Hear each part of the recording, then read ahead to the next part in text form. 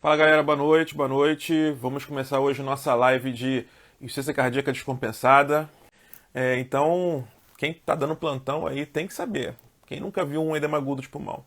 E muita gente faz besteira no edema agudo de pulmão, então vamos tentar amarrar alguns conceitos aí, justamente para tratar melhor nossos pacientes, né? Aproveitando o momento, né, para reforçar o convite, nós estamos com as inscrições abertas para o nosso workshop. Se você ainda não está sabendo de nada, vai lá no nossa bio, no Instagram, Facebook, site. Tudo quanto é lugar está sendo divulgado aí no nosso workshop. Serão 5 dias, semana que vem. Cada dia uma aula. A gente vai liberar a aula pela manhã. Você tem um dia inteiro para assistir a aula. Tem um pré-teste, um pós-teste.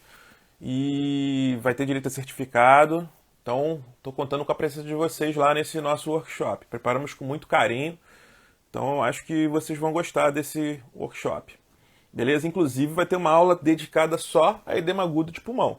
Tá? Tanto que é tão importante no paciente com insuficiência cardíaca aguda, a gente separou uma aula específica só sobre edema agudo de pulmão. Beleza, galera? Então, acho que já dá pra gente começar, senão a gente não vai conseguir render hoje a discussão. Então, vou pegar aqui, já vou preparar aqui o primeiro caso, galera. Então, vamos lá. Deixa eu localizar aqui o primeiro caso. Então é isso aí, galera. Vamos começar logo a discutir esse caso. Já dei 3 minutos para a galera entrar, então eu acho que já é o suficiente. Vamos começar a discutir o nosso primeiro caso. É uma senhora de 77 anos, hipertensa, em tratamento irregular. Olha só, paciente em tratamento irregular. Vinha com cansaço aos mínimos esforços há mais ou menos uma semana. Hoje apresentou dispneia súbita após discussão com seu filho. Exame físico, paciente com dispneia intensa com cianose. Pressão 190 por 110. Crepitações difusas em ambos hemitóraxes. Turgência jugular patológica a 90 graus. Qual é a sua conduta nesse paciente na emergência? Então vamos lá, galera. Então, antes de a gente começar a discutir esse caso, vamos trabalhar conceito. Trabalhar conceito é fundamental. O que é insuficiência cardíaca? Insuficiência cardíaca, eu preciso... Qual o objetivo? Para que serve o sistema cardiovascular, o nosso sistema cardiovascular? O sistema cardiovascular, a função dele é bem clara. Eu preciso levar os nutrientes para todos os órgãos do meu organismo. Então o coração é uma bomba, ele bombeia esse sangue que vai levar nutrientes e oxigênio para todos os órgãos. O que determina esse débito cardíaco? Quais são as coisas fundamentais que vão determinar esse débito cardíaco? Eu preciso ter bomba, a bomba funcionando, a bomba tem que estar funcionando justamente para fazer esse sangue circular. Eu preciso ter pré-carga, que tem relação com a volemia, e eu preciso também ver como é que está o tônus dos vasos sanguíneos, como é que está a pressão sanguínea, que é a pós-carga. Então, tudo isso vai determinar a quantidade de nutrientes que vai levar para os órgãos. Claro que também a questão das hemácias é importante, fundamental. Agora vamos trabalhar a seguinte analogia. Imagine a grande estrada, Avenida Brasil, engarrafada, 8 horas da manhã. Quem é do Rio de Janeiro sabe muito bem o que é a Avenida Brasil. O coração funciona da mesma forma. Como é que a gente vai raciocinar? A estrada é o nosso vaso sanguíneo, beleza? O carro é justamente a hemácia, só que a hemácia para andar ela precisa de quê? Precisa de um motor. O motor o que é? É o inotropismo, beleza? É a força contrátil. O motor é a bomba. E a volemia é o número de carros, beleza? Então se eu tenho muito carro, vai dar trânsito, beleza? Então como é que eu trato a insuficiência cardíaca? Que eu tenho muitos carros, eu tenho que reduzir o número de carros. Como é que eu reduzo o número de carros? Diurético. Diurético vai tirar a quantidade de excesso de carros do nosso caminho. Se eu tenho um problema na bomba cardíaca, por exemplo, eu tenho um carro que está lá na frente, que está enguiçando, e esse carro que está enguiçando está atrapalhando o trânsito lá para trás. Então o carro que está lá na frente enguiçando está atrapalhando o fluxo de sangue para todo o organismo. Então se o problema é o motor do carro, eu tenho que fazer o quê? Inotrópico para ajudar o motor a funcionar. Ou então eu posso ter o seguinte, às vezes o número de carros está normal, o motor está legal, só que a estrada está estreitinha. A estrada está estreitinha, só passa um carro. Tem algum bloqueio nessa estrada, ou então a estrada é estreita. Quando tem aquele funil, você chega 3, 4 pistas, viram 2 pistas. O que é isso? É a pós-carga.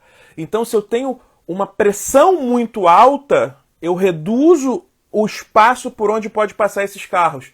Então o que acontece? Como é que eu melhoro isso? Eu aumento o número de pistas, vasodilatador. Então, com isso, eu já consigo imaginar quais são as três principais terapias num paciente com ciência cardíaca aguda.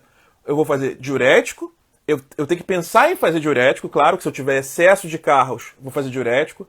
Se eu tiver déficit de bomba, fazer inotrópico. E se eu tiver aumento da pós-carga, aumento da minha pressão, eu vou fazer vasodilatador. E somado a esse efeito, eu vou pensar em fazer o quê? Lembra que esse paciente geralmente é hipoxêmico. Paciente com ciência cardíaca aguda, eu tenho grande edema pulmonar. Esse edema pulmonar dificulta a oxigenação dos meus órgãos. Então tem que pensar o quê? Eu tenho que fornecer oxigênio para esses pacientes. E qual é a melhor forma de fornecer oxigênio para esses pacientes? Através de VNI, ventilação não invasiva. Então ventilação não invasiva é o outro pilar do tratamento da insuficiência cardíaca aguda. Então, recapitulando, diurético, inotrópico, vasodilatador e ventilação não invasiva. E com esses casos clínicos que eu separei para vocês, eu vou tentar mostrar para vocês qual vai ser a conduta para determinado caso. Como é que eu vou descobrir se tem muito carro na pista? Como é que eu vou descobrir se o problema é o motor? Se o problema é a estradinha que está fechadinha, entendeu? Então a gente vai tentar raciocinar dessa maneira para a gente tratar melhor nosso paciente. Beleza, galera? Esse casinho aí. Então esse casinho é uma senhora hipertensa. O que acontece com o hipertenso? Hipertenso que não trata. Hipertenso que não trata, vai lá, né? A pressão está sempre alta na raiz da aorta. O VE, coitado, o que ele faz? Ele começa a tentar contrair. Vai contraindo, vai contraindo, vai contraindo. Pressão alta na raiz da aorta. Pressão alta na raiz da aorta. Então o que acontece? O VE ele tem que fazer cada vez mais força para vencer a pressão na raiz da aorta. Então o que acontece? O VE vai ficando musculoso, né? Vai malhando, malhando, malhando, malhando. O VE vai ficando musculoso. Surge o quê? Hipertrofia ventricular esquerda. Essa hipertrofia ventricular esquerda, o que acontece? Ele começa a dificultar o esvaziamento atrial. O átrio esquerdo ele enche de sangue, ele precisa esvaziar pro ventrículo esquerdo. O ventrículo esquerdo está musculoso, a cavidade ventricular fica o quê? Pequenininha. Então fica mais difícil esvaziar o átrio esquerdo. Então, dificultando o esvaziamento do átrio esquerdo, o átrio esquerdo começa a ficar cada vez mais cheio. Já começa a surgir a sobrecarga de cavidades esquerdas. Qual é o próximo passo? Lembra que eu falei que é o engarrafamento? Então, o problema começou aonde? Na pressão na aorta. Engarrafou para trás. Ventrículo esquerdo. Engarrafou para trás. Átrio esquerdo. O que vem antes do átrio esquerdo? Pulmão. Vem as veias pulmonares. Das veias pulmonares eu vou para capilar pulmonar. Então, eu começo a ter aumento da pressão capilar pulmonar. Então, isso é fundamental. Para eu ter edema pulmonar, eu preciso ter aumento da pressão capilar pulmonar. É fundamental, é indispensável ter aumento da pressão veno capilar pulmonar. Esse conceito tem que estar na cabeça de vocês, tá? Fundamental. O que acontece normalmente nesses pacientes? Enquanto a pressão ela vai subindo devagarzinho, vai subindo devagarzinho, vai subindo devagarzinho, o que acontece? O sistema linfático, ele consegue aquele excesso de líquido que cai ali, pum, aí o sistema linfático vai lá, opa, isso aqui tá comigo, isso aqui tá comigo, isso aqui tá comigo. Então o sistema linfático ele consegue tirar esse excesso de líquido que chega ali. Só que esse paciente, o que aconteceu? Teve uma discussão súbita com o filho. O que acontece? A pressão subiu subitamente, e o que aconteceu? A pressão subiu subitamente e aumentou rapidamente a pressão capilar pulmonar. Então o sistema linfático não conseguiu resgatar esse aumento súbito da pressão. Então começa a gerar edema pulmonar, aumenta a quantidade de líquido nos alvéolos, dá a dispneia. E como é um edema agudo, esses pacientes às vezes dão uma secreção rosa, porque esse líquido que acumula no pulmão, o paciente fica tentando respirar, hiperventila, começa a colocar ar, né? É como se estivesse soprando milkshake do Bob's, né? Não tô fazendo propaganda do Bob's não, o Bob's não tá patrocinando não. Você assopra assim o milkshake, faz aquelas bolhas, né? É isso que acontece no nosso alvéolo, fica respirando, taquipneico, começa a formar essas bolhas dentro do nosso pulmão. E por isso que tem alguns pacientes que eliminam uma secreção rosa pela boca. Caso típico de edema agudo de pulmão, que é o que essa paciente está apresentando. Então, é uma paciente hipertensa, que já vinha com sobrecarga de cavidades esquerdas, teve uma discussão súbita com o filho, pressão subiu, edema agudo de pulmão. É uma emergência médica, você tem que atuar rapidamente, você tem que controlar essa pressão muito rápido, senão esse paciente vai morrer, tá? Então, como é que a gente vai tratar esse paciente? Vamos lá, esse paciente tem algum sinal de congestão? Ele tem sinal de congestão? Tem. Quais são os sinais de congestão que esse paciente tem? Crepitações difusas. Então, se ele tem muita crepitação, é sinal de congestão. Turgência jugular patológica, também sinal de congestão, tá? E esse paciente, como é que está a perfusão? Viu um paciente com ciência cardíaca aguda, eu tenho que pensar o quê? Qual é o perfil hemodinâmico desse paciente? Esse paciente está bem perfundido? Com uma pressão de 190 não tem como o paciente estar mal perfundido, né? Então perfusão ele tem. O problema é o quê? Congestão. Então esse é o típico paciente que é quente e úmido. Então ele tem muito líquido. Se ele tem muito líquido, eu tenho que tirar esse líquido. Como é que eu tiro esse líquido? Diuréticos. Eu tenho que tirar os carros da minha estrada, tá? Então eu vou fazer diurético. Como é que eu vou fazer o diurético nesse paciente? Uma ampolinha de furosemida? Não. Exagera, o paciente está grave. Se esse paciente, se você não atuar nele agressivamente, esse paciente pode fazer uma hipoxemia grave, parar, morrer, tá? Perder paciente por edema agudo, pelo amor de Deus, não faça isso. Edema agudo de pulmão, para quem trabalha em emergência, existem só 2 doenças que chegam na emergência, que o doente ele tem grande chance de morrer, e se você fizer tudo direitinho, como na marca, na risca, como deve ser feito, esse paciente, você passa o plantão com um paciente bom, tranquilo, e ele ainda vai te agradecer. Poxa, doutor, estava morrendo, você salvou a minha vida. O edema agudo é uma delas, é a situação de você salva a vida do seu paciente, você tem condições de salvar a vida do paciente. E a outra é a cetoacidose diabética. Também, se você fizer bobagem na cetoacidose diabética, o paciente morre. Tá? Edema agudo e cetoacidose, coisas que chegam na emergência, você tem que atuar rápido, intervir rápido, e no seu plantão você resolve. Tá? Então, edema agudo não pode dar bobeira. Como é que eu vou tratar esse excesso de líquido no organismo? Diurético. Como é que eu vou fazer? Dose alta, 1 miligrama por quilo. O paciente pesa 100 quilos. 100 miligramas. Uma ampola tem 20 miligramas, você vai fazer 5 ampolas. Caraca, eu nunca vi fazer 5 ampolas. 5 ampolas. Mete bronca. Você tem que resolver esse doente o mais rápido possível. Tá? Então, tem que ser agressivo na fase inicial. Tá? Esses pacientes, você demorar muito, o paciente vai piorando a congestão, hipoxemia, pum, para. Então, o primeiro problema, já sei como resolver, a congestão, o excesso de carros. Outro problema desse paciente, esse paciente está extremamente hipertenso. Se o paciente está extremamente hipertenso, o que está acontecendo? A estrada está afunilando, eu tenho que aumentar o número de pistas. Como é que eu aumento o número de pistas? Eu preciso usar vasodilatadores. Como é que eu vou tratar esse paciente? Eu vou fazer um captopril sublingual? Não, o paciente é uma emergência hipertensiva. Eu preciso tratar com drogas endovenosas. O que eu vou usar nesse paciente? Nitroglicerina ou nitroprusiato. Num paciente que está bem, está tranquilo, está estável, o que você vai fazer? Num paciente que não tem histórico de doença isquêmica, não tem nada disso, você pode fazer qualquer um dos dois. Lembrando que o nitroprusiato, ele tem uma ação muito mais rápida que a nitroglicerina. Mas se, por exemplo, o paciente tem um substrato isquêmico, você vai preferir a nitroglicerina, tá? Se não tiver nenhum causa a mais, você pode usar qualquer um dos dois. Beleza? Ou nitroprusiato ou nitroglicerina. Começa a infusão venosa, vai titulando dose e vai baixando essa pressão. E a última coisa que você deve fazer para esse paciente é ventilação não invasiva. O paciente é cianótico. Você tem que oferecer algum aporte de oxigênio para esse paciente. E a melhor forma de você fornecer um aporte de oxigênio, como é que vai ser? Através de ventilação não invasiva. Existem 3 situações na medicina onde a ventilação não invasiva é fundamental. Fundamental. Você reduz mortalidade, você tem que utilizar. Primeiro, edema agudo de pulmão. Salva vidas. Você tira o paciente de uma prótese ventilatória com o uso da ventilação não invasiva. Você consegue resolver o paciente fica ótimo. Outra, DPOC descompensado. Você vê quem trabalha em terapia intensiva e emergência, DPOC descompensado, VNI, é excelente. E no paciente também que é imunodeprimido. Na imunodepressão, o paciente que tem insuficiência respiratória. Tá bom? Então, é dessa forma que você deve fazer. Tranquilo? Então, como é que a gente vai tratar esse paciente?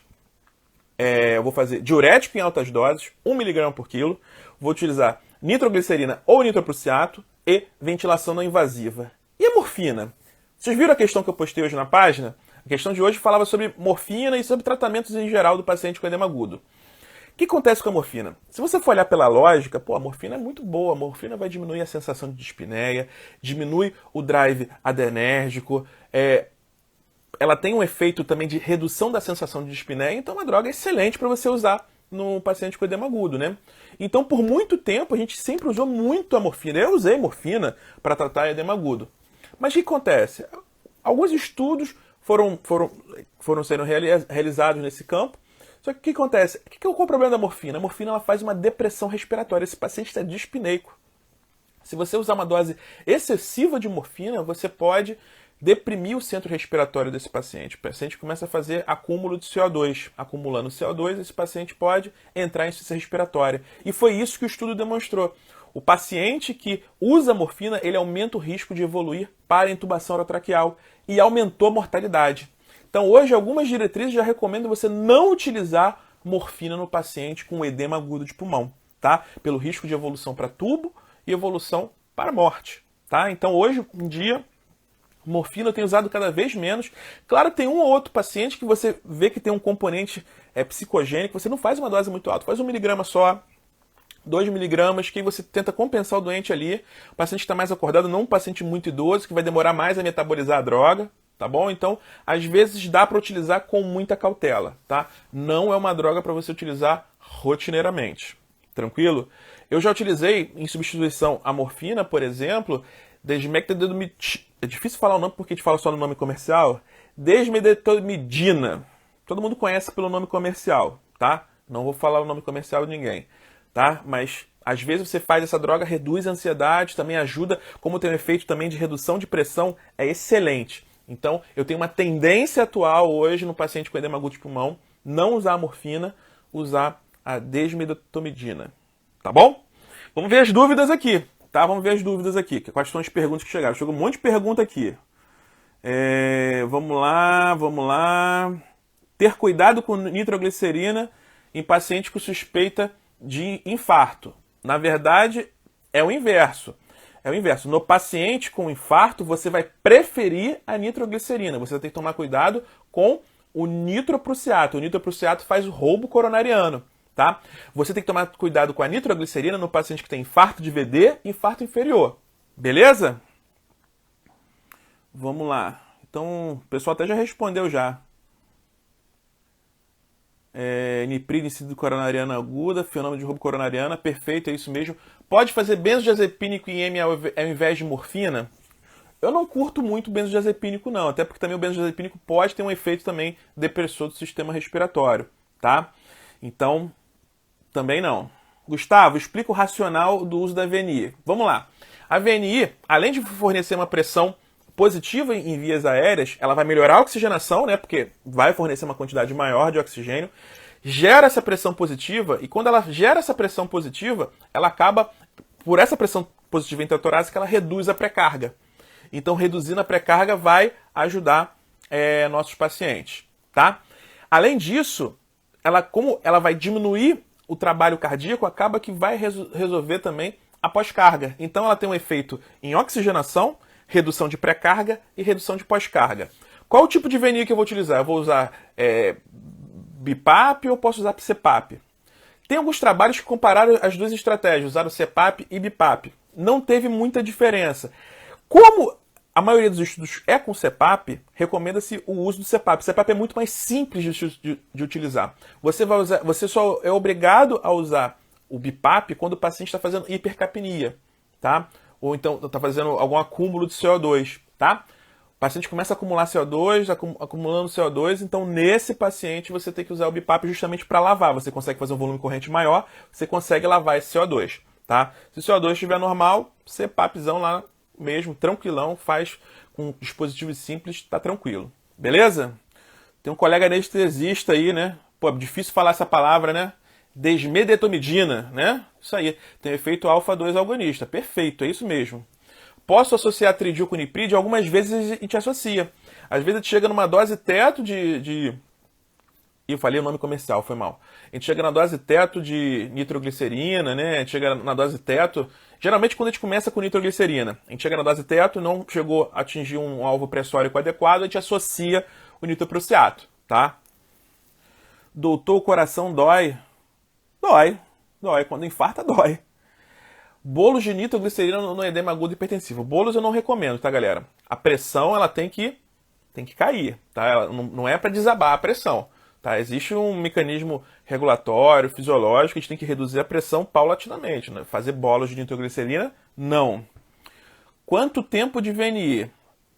Não tem um tempo assim muito bem... Geralmente, quem implanta a VNI é a fisioterapia, deixa 30 minutos, 1 hora. É do paciente. Depende do grau de congestão do paciente, depende do grau de conforto do paciente. Tem paciente que às vezes dorme em VNI, estava numa situação tão crítica, o paciente dorme em VNI e fica bem, tá? Então não tem assim um tempo mágico não, tá? A questão, a desmetildomidina funciona bem como analgésico para substituir a morfina. A morfina, o efeito dela é que quando eu faço no edema agudo nem é tão analgésico, o paciente não está sentindo dor. É mais para reduzir a sensação de dispneia, reduzir todos aqueles efeitos adrenérgicos da dispneia. Mas a desmetildomitina também tem um efeito analgésico também, um efeito analgésico fraco, mas tem sim, tá? O objetivo não é, foco não é em dor, tá? O foco é justamente redução de ansiedade, redução de pressão, tá bom? E com a grande vantagem que a desmedetomidina não tem efeito sobre a questão respiratória, não diminui o drive respiratório. Tranquilo? Nitrato sublingual pode. Eu preciso reduzir a pressão arterial do paciente o mais rápido possível. Então, nitrato sublingual, nesse paciente, não vou fazer não, porque eu tenho que fazer venoso. Eu preciso baixar rápido essa pressão, tá? Então, eu penso em medicações orais, sublinguais, e num paciente mais estável. Nesse paciente grave, não tem jeito. Beleza? Então, eu acho que esse caso aí tá finalizado, né, galera? O famoso e clássico edema agudo de pulmão. Relembrando os hot tópicos do edema agudo de pulmão. Diurético em dose alta. Lembrar de fazer nitroglicerina ou nitroprussiato, preferir a nitroglicerina no paciente com síndrome coronariana aguda. Lembrar da ventilação não invasiva e evitar a morfina. Beleza? Conversei com a Fisi e falou que 2 horas de VNI sem melhora clínica seria falha de VNI e acabaram entubando o paciente, o que não concordei. Geralmente, mantinha o paciente de VNI por várias horas e evitava entubar o edema agudo.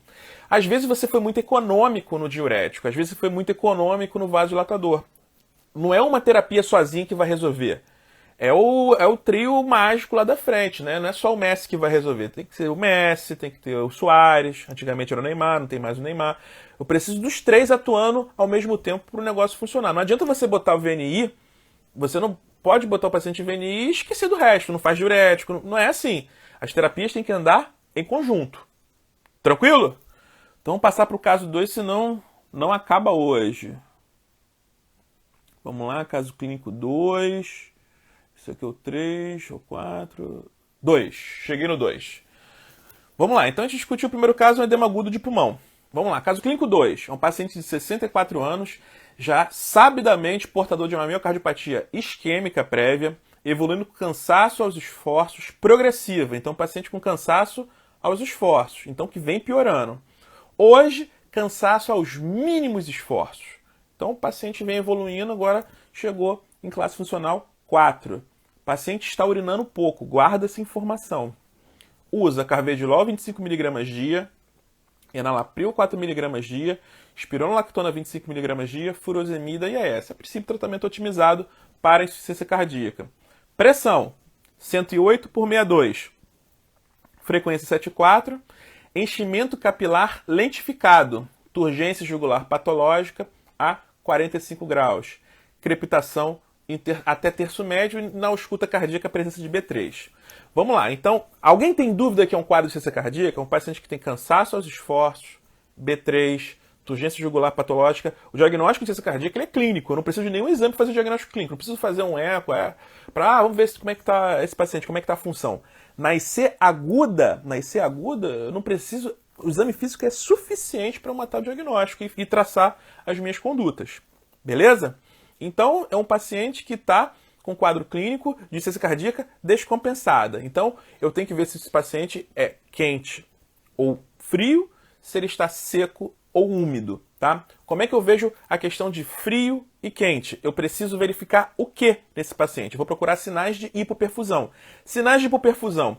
O sangue não chega nos órgãos, então se o sangue não chega na cabeça, o paciente fica sonolento. Se o sangue não chega na periferia, extremidades ficam frias. Se não chega no rim, o paciente fica oligúrico. O tempo de enchimento capilar fica lentificado. Esse paciente está urinando pouco e tem um tempo de enchimento capilar lentificado. Então esse paciente tem sinais de hipoperfusão. Mas a pressão não está boa, 108 de sistólica, pode acontecer isso? Pode. Pior que acontece, tá? O paciente mesmo com uma pressão normal, a pressão está um pouco baixa, a pressão não é uma pressão plenamente normal, mas nesse paciente não tem jeito, né? Esse paciente tem sinais de hipoperfusão. Segunda pergunta, esse paciente tem sinais de congestão? Tem sinais de congestão, turgência jugular patológica, esse paciente também apresenta crepitação pulmonar, então esse paciente também tem sinais de congestão. Então qual o modelo desse paciente? Eu tenho um paciente frio e úmido. Então quando eu tenho um paciente que tem má perfusão, o problema está onde? Está no motor do carro. Como é que eu melhoro o motor do carro? Eu vou melhorar o motor do carro através do uso de inotrópicos. E esse paciente está congesto. Como é que eu melhoro a congestão? Eu melhoro a congestão através do uso de diuréticos. Então, as duas drogas que eu vou usar nesse paciente, qual vai ser? Justamente o inotrópico e o diurético. Eu já falei bastante do diurético, agora vamos falar um pouquinho sobre os inotrópicos. Qual o melhor inotrópico para esse paciente? Agora vamos tentar raciocinar. Eu tenho basicamente 3 inotrópicos para esse paciente, que eu posso utilizar nesse paciente. Posso usar dobutamina, levozimedana e milrinone. Vamos lá, vamos falar sobre cada um dos 3. Dobutamina é a grande mãe dos inotrópicos, né? A gente costuma utilizar na grande maioria dos pacientes, só que ela tem um limitante. No paciente que faz uso prévio de beta-bloqueador, por exemplo, eu tenho que utilizar uma dose mais alta de dobutamina para atingir meu objetivo, porque o receptor está ocupado. Como a dobutamina ela vai atuar justamente no receptor beta, se o paciente está fazendo uso de beta-bloqueador e esse está usando beta-bloqueador, o que acontece? Eu vou ter que usar uma dose muito alta. A levozimedana é uma droga que é boa para esse paciente. É uma droga boa para esse paciente porque, como atua, é um sensibilizador de cálcio, ela vai aumentar o inotropismo sensibilizando o cálcio. Então, é uma droga que tem um efeito também inotrópico. No paciente que está em uso prévio de beta, não tem problema, posso utilizar com maior tranquilidade. E a levozimedana tem a vantagem que eu consigo fazer uma infusão de 24 horas e acabou. Não é uma infusão, faz uma infusão contínua de 24 horas, resolvido o problema. Esse efeito inotrópico ele é duradouro, ele pode durar até 14 dias. E a outra droga que eu vou utilizar, que é o inibidor de fosfodiesterase, que é a milrinone. Só que a milrinone ela tem um problema, que no estudo que foi feito em pacientes isquêmicos, ela foi pior. Esse paciente é isquêmico, então acaba não sendo uma droga muito boa para o paciente que tem histórico de doença isquêmica. A milrinone a gente costuma utilizar também no paciente que tem disfunção de VD, porque também tem um efeito mais benéfico em pacientes com disfunção de VD. Então, nesse paciente, uma boa opção seria o uso da levozimedana. Qual o grande problema dessas duas drogas, a levozimedana e a milrinone? Todos os inotrópicos, dobuta, milrinone, levozimedana, todos eles fazem hipotensão. Não tem jeito, não tem jeito. Só que na dobutamina a hipotensão ela é mais light. Então, você reserva a dobutamina justamente o paciente com choque cardiogênico. Beleza? Então, você pode reservar essa droga para o choque cardiogênico. Então, nesse paciente aqui, como esse paciente tem uma pressão boa, essa pressão não vai limitar o meu uso de levozimedana, tá? Na minha experiência com paciente com IC aguda, uma coisa que limitava muito o uso da levozimedana era o seguinte. Muito obrigado, estou escrevendo o nome dos fármacos. Quando a gente usava a levozimedana, um grande problema é quando a gente fazia a dose de ataque, o paciente, desabava a pressão. A gente tinha que suspender a medicação. A partir do momento que a gente parou de fazer a dose de ataque, o que aconteceu? A gente começou a observar que o paciente estava aproveitando melhor a droga. E o paciente tinha melhora clínica com o uso da levozimedana. Então a gente acabou que aboliu a dose de ataque da levozimedana nesses pacientes, tá? Pergunta interessantíssima do Daniel. Vou suspender o carvedilol, o próximo tópico nesse paciente. O grau de hipoperfusão nesse paciente, esse paciente está em choque cardiogênico? Não está. Esse paciente está mal perfundido, mas ele está em choque cardiogênico? Não está. Então, se o paciente não está em choque cardiogênico, eu posso não suspender o beta-bloqueador. Nesse paciente, eu posso reduzir o beta-bloqueador à metade. Esse é o típico paciente que dá para você reduzir o beta-bloqueador à metade. Então, está fazendo 25 mg de carvedilol, passa para 12,5 dias, 6,25 de manhã, 6,25 à noite. Ainda mais usando levozimedana, o que acontece? Você consegue manter o efeito beta por um tempo prolongado. Esse paciente você consegue tirar mais rápido do hospital fazendo levozimedana. Esse é o paciente perfeito para fazer a levozimedana, tá? E o diurético? Eu falei dos inotrópicos, mas e o diurético? Eu não vou fazer diurético nesse paciente? No paciente que está frio, no paciente que está mal perfundido, eu faço primeiro o inotrópico e depois, o que eu vou fazer? Depois eu vou administrar o diurético. Porque não adianta eu administrar o diurético antes, porque se o rim está mal perfundido, o diurético não vai chegar lá no rim. Então eu faço primeiro o inotrópico, melhoro a perfusão renal, faço o diurético para que ele vai chegar no rim. Tá? Então a ordem faço inotrópico, começo levozimedana para esse doente, depois eu começo a fazer dose alta de diurético, beleza? Posso fazer VNI nesse paciente? Posso fazer ventilação não invasiva nesse paciente? Até posso e é benéfico. Só toma cuidado com a pressão. O VNI, como ela gera uma pressão positiva na cavidade torácica, o que acontece? Os pacientes costumam ficar hipotensos. E quando entra a levozimedana, fica mais hipotenso ainda. Então, tenta segurar um pouco. Se der para segurar sem VNI, se o paciente não estiver hipoxêmico, segura sem VNI nessa fase inicial que você está fazendo a infusão do inotrópico, que pode dificultar a infusão do seu inotrópico. Beleza, galera? Vamos ver aqui as perguntas aqui agora. Vamos ver as perguntas. Hoje a live tá bombando, hein? 111 pessoas, acho que é o nosso recorde, hein? Todo mundo se inscreveu já no nosso simpósio, galera? No nosso workshop? Vai lá na nossa página e se inscreve no nosso workshop. Vamos lá. Ultrassom à beira do leito ajuda a avaliar o coração e o pulmão. Perfeito. Eu acho que ultrassom é uma... Todo mundo tem que aprender ultrassom. Eu já falei isso algumas vezes aqui nas lives. Eu acho que vai ser a 5ª etapa do exame físico em breve, no futuro. Eu acho que quem tem condições de aprender ultrassom, só que ainda não é um método disponível, né? São poucos hospitais que dispõem de ultrassom para te utilizar na emergência. Vamos lá. Milrinona, dobuta, suspender carvedilol, eu já comentei. Fala, Rafael, tranquilo? Muito obrigado por escrevendo os nomes dos fármacos, já achei engraçado esse comentário. Boa, André, reduz pela metade, isso mesmo. Considerei baixa PA. Qual é a PM mínima para iniciar levozimedana e milrinone? Geralmente eu utilizo corte de 90 de sistólica. Se tiver abaixo de 90 de sistólica, geralmente a gente não tenta fazer essas outras drogas. Já aí a gente parte para a dobutamina. Só que, na verdade, a gente tem que pensar em choque. No paciente está chocado. O paciente está chocado, aí não tem jeito. Choque cardiogênico é dobutamina. A única droga que existe para choque cardiogênico é a dobutamina. Beleza? Onde o quê? Não entendi a pergunta, Alessandra. Luiz sempre presente. Grande abraço, Luiz. Embora o diurético tenha um efeito vasodilatador, parece mais teórico, poderia diminuir a pré-carga e melhorar a congestão. Esse efeito, assim, o pessoal fica com medo do diurético. Vai reduzir a pressão. O efeito da furosemida em redução de pré-carga é ridículo, tá? É bem baixo. Tanto que a gente faz. Às vezes o paciente está com um quadro clínico parecido com esse. E, por exemplo, eu preciso utilizar a amina vasoativa. A gente faz furosemida, porque seria um contrassenso, né? Pô, a furosemida cai a pressão num paciente com nora. Deveria ser proibido de fazer, mas a gente faz, não tem problema, tá? Então esse efeito é só efeito teórico. A partir de qual valor de pressão pensaria em entrar com vasodilatador para esse paciente? Vasodilatador, para você começar vasodilatador nesse paciente, em alguns momentos vale a pena começar mesmo. Eu começo. Esse paciente tem que estar monitorizado. Tá? Então, para você pensar em vasodilatador nesse paciente, linha arterial, curva de PAM, idealmente também você deveria colocar um monitor de débito cardíaco.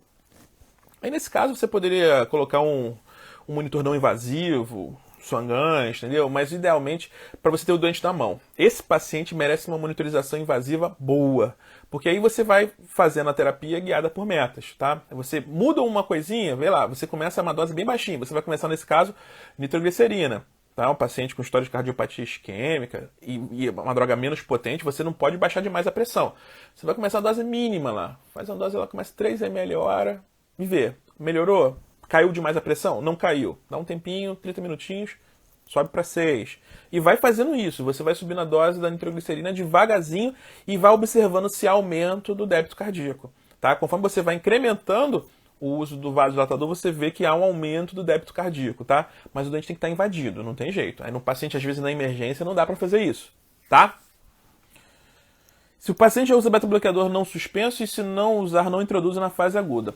Se o paciente já usa beta-bloqueador, nesse paciente que não está em choque, ele só está mal perfundido, eu reduzo metade da dose. Se o paciente está em choque, eu vou suspender a droga. A gente vai ter um casinho desse mais para frente.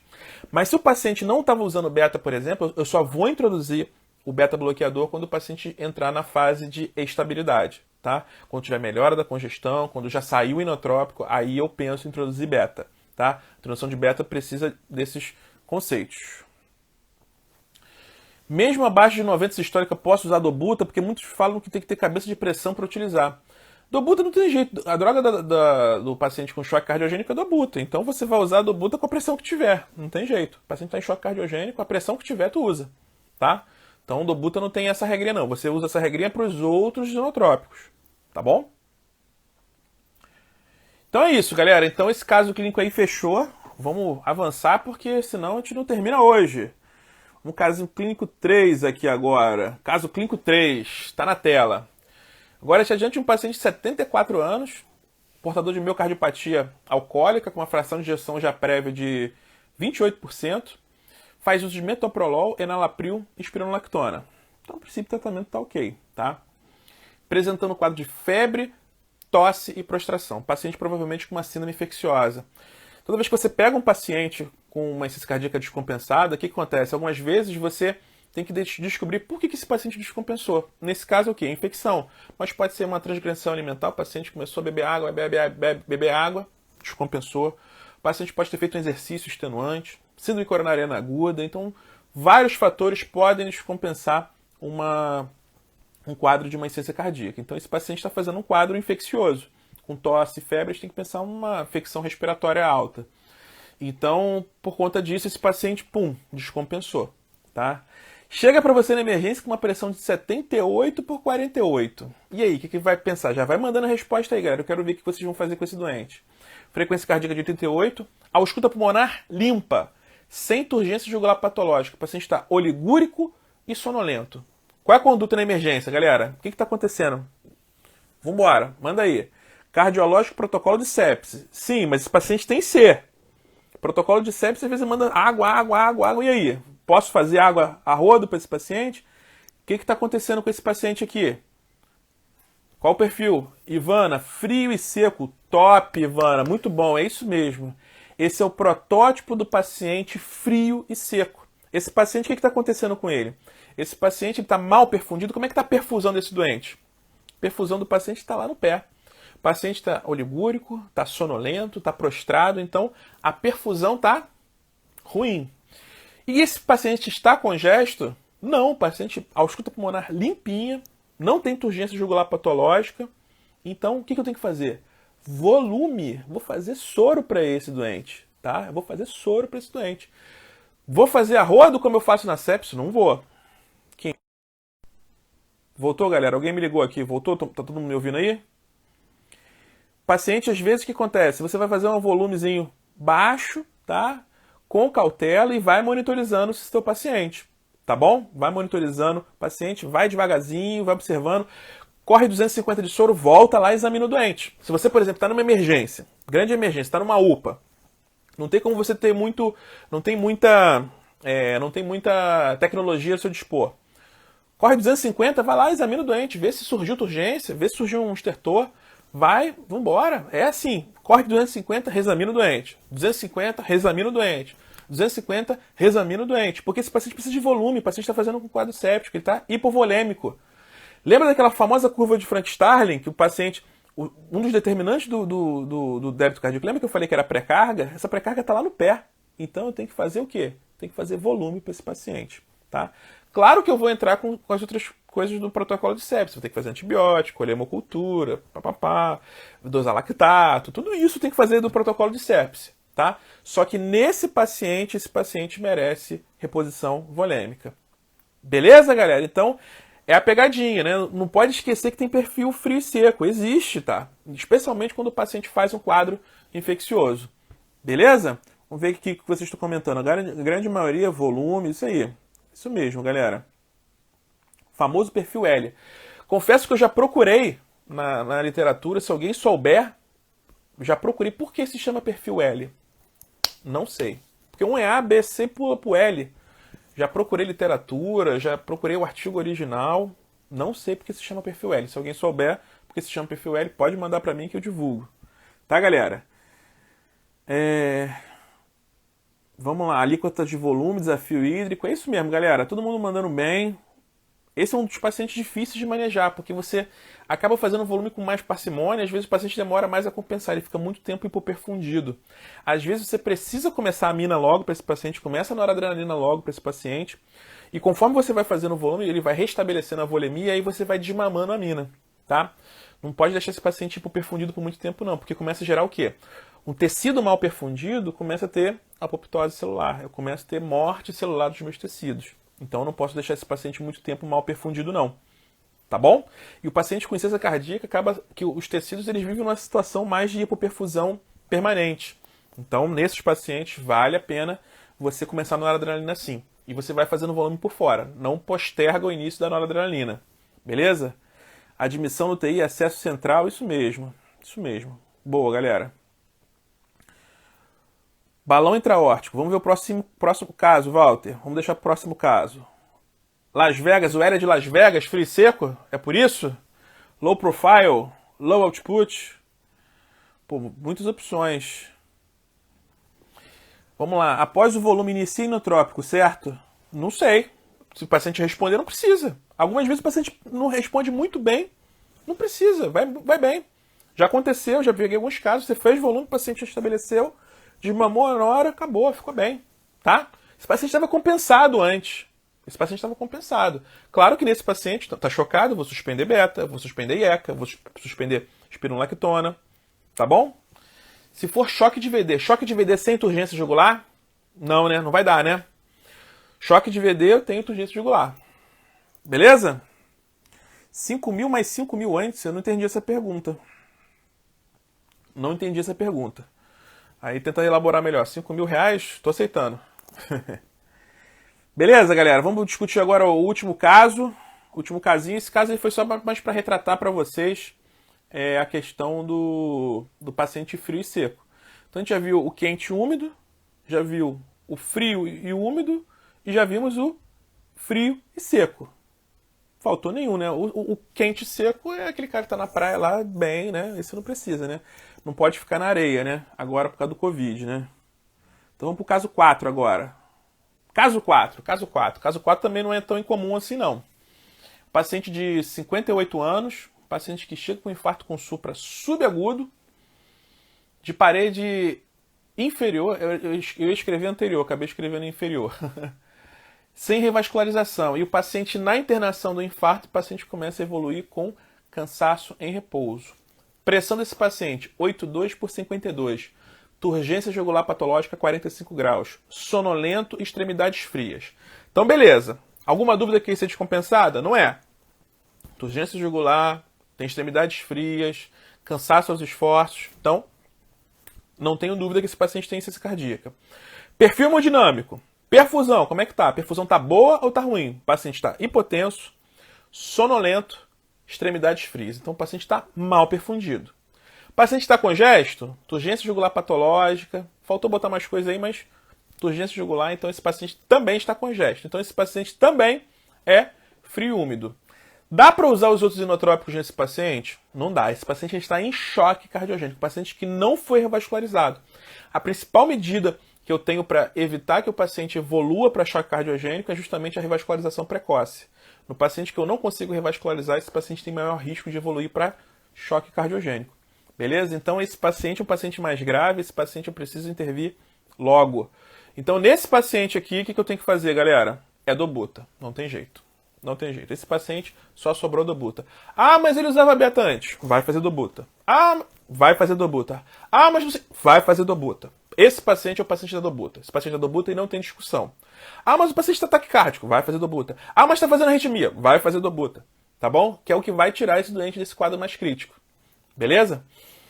Boa, Luiz. Afastar causa mecânica, complicação. Também é comum. Paciente com infarto não revascularizado pode fazer complicação mecânica. Mas como o paciente não tem nenhum sopro, não tem abafamento de bulhas, então isso fica mais descartado. Toda vez que um paciente com infarto muda o quadro clínico, você tem que reexaminar o doente e, de preferência, repetir o eco. Tá? Tem sempre que repetir o eco.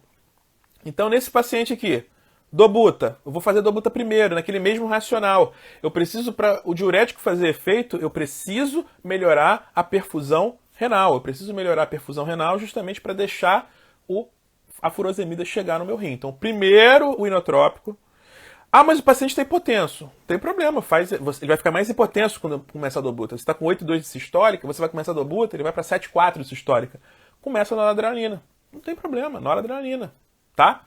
Então, dobuta, noradrenalina e quando o paciente restabelecer débito cardíaco, você vai fazer diurético em dose alta. Beleza? Nesse paciente vai ser difícil fazer ventilação não invasiva, tá? Vai ser um pouco complicado você fazer ventilação não invasiva. E outra coisa importante nesse paciente, você vai começar a dobuta, tá? Dobuta, vai subindo devagarzinho, vai observando. E como é que você observa essa perfusão? Você pode ter uma linha arterial, né? Você, através da linha arterial, algum monitor de débito cardíaco, você vai monitorando, né? Você vai monitorando como é que vai a progressão desse paciente. Ou você pode, se você, por exemplo, não tem nenhuma monitorização, você está numa UPA, que não tem nada para você verificar. É um paciente que você precisa passar uma sonda vesical, você tem que ficar de olho no débito urinário desse paciente. Colhe um lactato. Antes de começar a dobuta, colhe um lactato. Começou a dobuta 5 microgramas quilo por minuto. Beleza, começou a dobuta lá, tá subindo. Dá uns 30 minutos, colhe lactato. Lactato caiu? Tá funcionando. Lactato continua subindo? Opa, não tá funcionando. Vou lá, vou aumentar a dobuta. Aumentar a dobuta para 10 microgramas, tá? A dose da dobuta é de 5 a 20 microgramas. E geralmente a gente que é cardiologista, a gente faz dobuta pura, tá? A dobuta pura, a ampolinha tem 12.500 microgramas por ml. Aí você faz a continha lá, tá? Justamente para você chegar na dose preconizada para o paciente, tá bom? Então, de 5 a 20 microgramas. Cheguei a 20 microgramas, o paciente continua mal perfundido, o paciente está mal, está frio, gelado, extremidade gelada ainda, lactato só sobe, não está melhorando. Já estou na dose teste de dobutamina. Aí é a hora de apelar, galera. Aí é a hora que a gente vai precisar de algum dispositivo de assistência ventricular. Aí é essa hora que a gente pensa em balão intra-aórtico. Quando o paciente chega na dose máxima de inotrópico, na dose máxima de medicamentos que tentam contornar clinicamente um paciente com choque cardiogênico, esse paciente está em choque cardiogênico, não tenha dúvida disso. É a hora que a gente tem que apelar. Aí a gente tem que apelar ou para balão intra-aórtico, impela, algum dispositivo de assistência ventricular. Porque nesse caso, esse dispositivo ele precisa ser ponte para alguma coisa. Nesse paciente, o paciente quando ele faz um infarto, o que acontece? Ele gera um estado de atordoamento miocárdico. Então quando você bota o balão intra-aórtico, você está naquela expectativa, pô, quando a poeira baixar, o coração vai voltar a contrair melhor. Aquela região que está atordoada, ela vai melhorar a contração. Então você vai dar um tempo para o coração recuperar. O balão intra-aórtico ele é muito legal porque ele aumenta a perfusão coronariana. Ele insufla na diástole, quando ele insufla na diástole, ele melhora a perfusão coronariana, e na sístole, quando o coração contrai, ele esvazia e faz um vácuo na raiz da aorta e ele aumenta o débito cardíaco. Então ele vai ter um efeito benéfico em duas vias. Beleza? Então, nesse caso, eu cheguei à dose máxima de dobuta, o paciente não melhorou, pensar em balão intra-aórtico, que é justamente o dispositivo mais disponível nas emergências. Beleza? Vamos ver o que vocês estão comentando aqui. Vamos lá, todo mundo acertou, frio e úmido, boa, frio e úmido, perfil C, isso mesmo, afastar a causa mecânica, fundamental, paciente pós-infarto complica, tem que reexaminar, volta lá, ver se tem sopro novo, ver se tem abafamento de bulha, tem que ver tudo isso, tá? E ver também, e se possível, repetir o eco. Pensando em equivalente anginoso, vamos ver aqui, pensando em equivalente anginoso, dobuta não gastaria mais O2? Gastaria, né? Mas não tem jeito, não tem outro. Não tem jeito. É dobuta mesmo, tá? Pensando fora desse caso em específico, se fosse um EP não hipertensivo além da furosemida e VNI, posso aplicar vasodilatador venoso sistólica acima de 90? Pode sim. Não só, às vezes o paciente tem 140 de sistólica, o paciente não está tão hipertenso assim, vai fazer vasodilatador venoso, você vai ter que facilitar o escoamento de sangue do coração. Quem não viu a figurinha que eu postei hoje lá, volta lá. Você tem que facilitar. Você está com um pote cheio. Como é que você esvazia um pote? Você aumenta a quantidade de saída e fecha a entrada. Você tem que aumentar a saída de sangue, saída de líquido do pulmão. Você aumenta isso, reduzindo a pós-carga. E você tem que impedir a chegada de líquido no coração. Como é que você faz isso? Reduzindo a pré-carga. Então você reduz a pré-carga, reduz a pós-carga. Diurético e vasodilatador. Beleza? Aninha, tudo bem, Aninha? Balão, DAPT, heparina, isso. Isso aí é o tratamento padrão. Hoje a live não é de infarto, né? Mas é isso mesmo. Se o paciente não tolerar dobuta, fizer arritmia, pula direto pro balão, está no mês de julho, né? O mês de julho é um mês bom para pular fogueira. Balão não, porque balão faz queimada, né, galera? Também pular direto pro balão é complicado. Pode pular fogueira, tá? Mas vamos lá. Tem alguns pacientes que fazem muita arritmia com dobutamina. A dobutamina tem um efeito pró-arrítmico. Às vezes a gente tenta fazer o seguinte, às vezes você está fazendo muita arritmia, tu tenta fazer a amidarona associada para ver se contorna ali. Não é incomum a gente fazer dobuta em dose alta e começa antiarrítmico. Mas se o paciente começa aquela taquicarritmia, você não consegue contornar com com antiarrítmico, o paciente também batendo a 120, 130, você não vai melhorar a performance do coração. O coração batendo muito rápido não enche de sangue e não ejeta, tá? Então não tem muito jeito. Beleza? Então aí nesse caso não vai ter como fazer a dobuta. Já é agosto, pior que é mesmo, né? Virou agora o mês, dá um desconto, galera. Não teve nem festa junina esse ano por causa do Covid. Dá um descontinho aí, né? Depois, quando acabar esse negócio de Covid, vai ter que fazer todas as festas de uma vez só. Fazer carnaval, festa junina, dia dos pais, dia das mães, né? Beleza, galera? Galera, tá na hora de encerrar que daqui a pouco o Instagram vai me expulsar daqui. Lembrar todos, fazer o convite para se inscrever no nosso workshop. Vai ter uma aula só de edema agudo de pulmão lá. O workshop ele vai ser gravado, ele não vai ser ao vivo. Vocês vão receber o link para a aula de manhã cedo, um pré-teste, um pós-teste, tá? Então, vamos pensar nisso aí, tá? Vamos se inscrever lá. Curtiu a live? Manda um print aí, marca a gente, vamos divulgar, galera. Vamos divulgar a gente, tá? E com a divulgação de vocês que a gente vai crescer e vai fazer cada vez mais lives, tá, galera? Beleza, galera? Marca a gente, divulga a gente aí. Se gostou, curtiu, mete bronca aí. Vamos divulgar a página, galera. Beleza? Então é isso, galera. Semana que vem a live vai ser sobre dor torácica, que justamente vai ser, essa live vai ser justamente no meio do nosso workshop. Que como a gente não conseguiu contemplar 100% da dor torácica, a live da semana que vem vai ser de dor torácica. Então, dúvida de dor torácica, semana que vem a gente vai tirar todas as dúvidas de dor torácica. Vai ter uma aula top com o Eduardo na terça-feira no workshop só de diagnóstico diferencial de supra. Então se inscreve lá e a gente vai conversando. Tá, galera? Grande abraço, galera. Até a próxima live. Fui!